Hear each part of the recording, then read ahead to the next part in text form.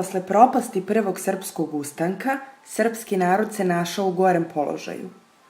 Turci su nastavljali sa ubijanjem ljudi, paljenjem sela i maltretiranjem. Mnoge srpske porodice su pobegle preko granice u Srem i Banat. Život pod vlašću Turaka opet je postao nepodnošljiv. Zbog svega ovoga nije prošlo ni 2 godine i izbio je novi ustanak. Srpske starešine su se okupile u Takovu 23. aprila 1815. godine i odlučile da podignu drugi srpski ustanak protiv Turaka, koji je u stvari bio nastavak prvog srpskog ustanka. Za vođu ustanka bio je izabran Miloš Obrenović. Ostale su upamćene njegove reči: "Evo mene, evo vas, rat Turcima." Borbe sa Turcima trajale su svega 4 meseca. Posle nekoliko pobeda ustanika došlo je do pregovora Miloša Obrenovića sa vezirom beogradskog pašaluka Marašli Ali Pašom.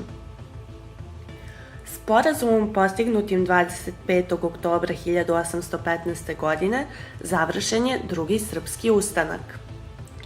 Drugi srpski ustanak je doveo do srpske autonomije u okviru Osmanskog carstva i uspostavljanja Kneževine Srbije, koja je imala svoju skupštinu, ustav i vladarsku dinastiju. Spomen skupina je rad jednog od prvih vajara obnovljene Srbije.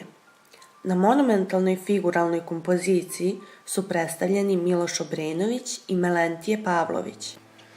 Prikazuje trenutak ustaničke zakletve pred Takovskim protom, koji u ruci drži drveni krst, dok knez Miloš razvija ustanički barjak. U muzeju se čuvaju eksponati posvećeni drugom srpskom ustanku.